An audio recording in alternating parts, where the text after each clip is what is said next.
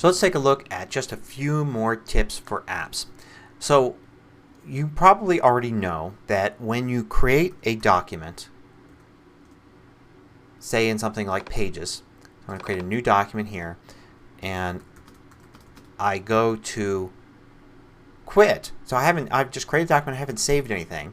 I'm going to File, Quit, or Pages, Quit.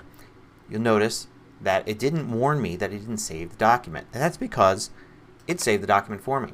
I run Pages again and sure enough there it is.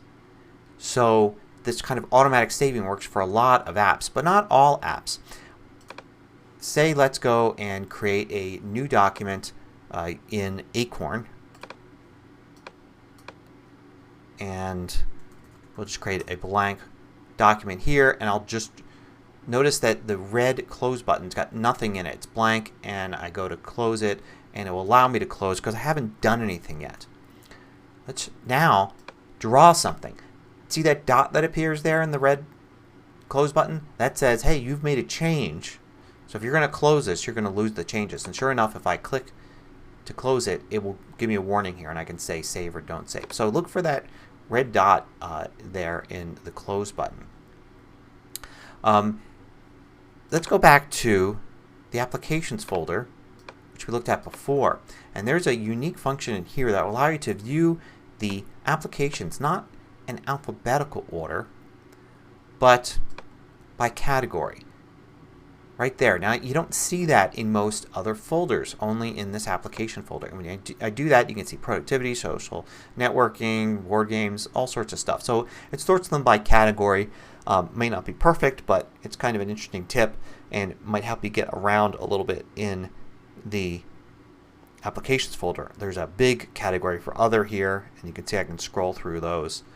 So those are all the ones I'm not sure where to put them. And of course some of them I know exactly where I should put them. Put them under graphics and design. But for whatever reason the functionality that does this doesn't recognize those apps like that.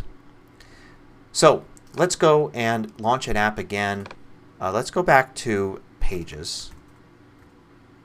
And when you have a new document in Pages here, you can click this green button and it will take everything full screen, which gets rid of the menu bar at the top. It can appear if you move your cursor there. It gets rid of the dock at the bottom. And it fills an entire desktop with the app. But you don't always want that. I'm going to click the green button again to go back down there. If you want to actually maximize the window, then you hold the Option key down and you can see this green button changes, and now it will work like the old maximize button. So it will work to kind of be the maximum size for the window and go back and forth between what you've got and what you don't. So for a lot of things it's kind of useful, like here if we go to Safari, bring Safari window over here, if I Option click on it, you can see that was the regular click. Now if I Option click, it expands the window.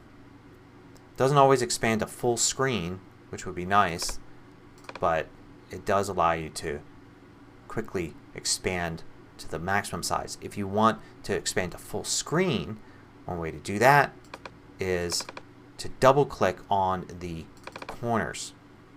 Pick any corner here and double click on a lower right corner, and it will actually expand to the bottom right.